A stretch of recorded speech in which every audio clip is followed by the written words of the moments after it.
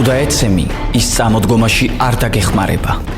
თუ შეცდები, ის სახალხოდ დაგცინებს.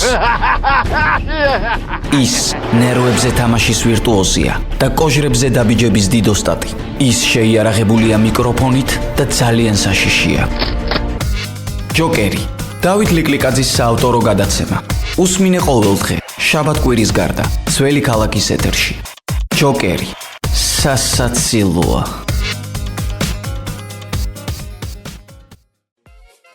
უჩა კირპიჩიჩი TikTok-ს ტოვებს. ასეთი შინაარსის ნიუსი შემხვდა ამას წინათ. რა გინდა როქნა? მართლა რანაირად უნდა დატოვეს მხიარული ქვეყანა? ამაზე კარგ დროს სად გავატარებთ? ეს გადაცემა ჯოკერია. მე დათო ლიკლიკაძე ვარ, თქვენ გვისმენთ რადიო ძველი ქალაქის ეთერში FM 107.9. გამარჯობა. არ გვინდოდა ასეთი სამწუხარო ინფორმაციით დაგვეწყოს რადიო ბლოგი, მაგრამ ვერაფერს დამალავ დღეს.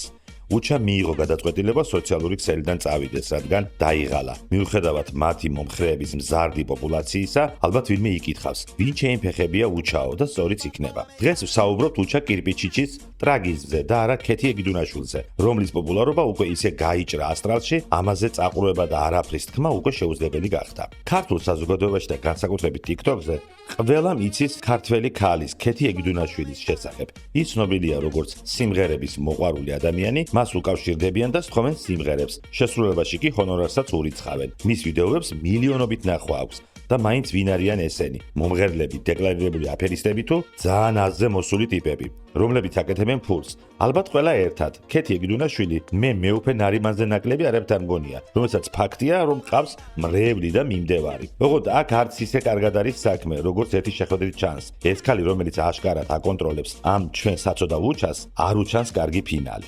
ესე იგი, ჭაბაშვილი ეგიდუნაშვილის რეალიტი შოუს ბოლო დაძაბული სერიების მიხედვით აშკარად ქართული თრილერის ვერსია იწერება თანდათან. ჯერ ხო ცირკის დათვლილი დაატარებს, ამღერებს, ალაპარაკებს, მერე გარეთ გასვლა აუგრძალა და ახლა ტელეფონით ჩამოართვა. ეხვეწება მომეცი, ჩემებს დაურეკავ, გასართობად ხო არ მინდაო და ჩემ ტელეფონზე დარეკეო. სანამ ანატოლი კალინის ან იური იურკინის ბედს არ გაიზიარებს ეს ჭკუასუსტი კაცი, მანამდე უკრან ტაში და ურიცხონ ფული არანაკლებ ჭკუასუსტმა ბრმომ. ამ ფსიქოპატ შეშლილ ქალს საერთოდ აღარაა სახუმარო. ბოლოს სერიაში ვენერა ობოლაშვილი გაიჩიტება ეს ქეთი და ბოლოს ეს ბრბო აღმოაჩენს, რომ რეალიტი შოუს უყურებდნენ და ბოლო კადრში გამოასალმებს ცოცხლეს ამ უჩას. ამიტომაც ახლა უჩამ როგორც არასდროს ისე უნდა მოახერხოს ამ ქალისგან თავის დაღწევა, ან ადგეს პირდაპირ და გაიქცეს.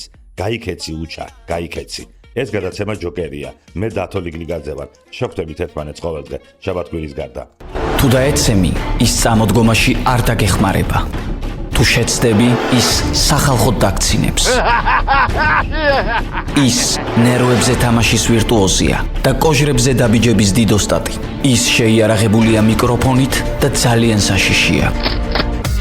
ჯოკერი, დავით ლიკლიკაძის საავტორო გადაცემა. უსმინე ყოველდღე, შაბათ-კვირის გარდა, ძველი ქალაქის ეთერში. ჯოკერი, სასაცილოა.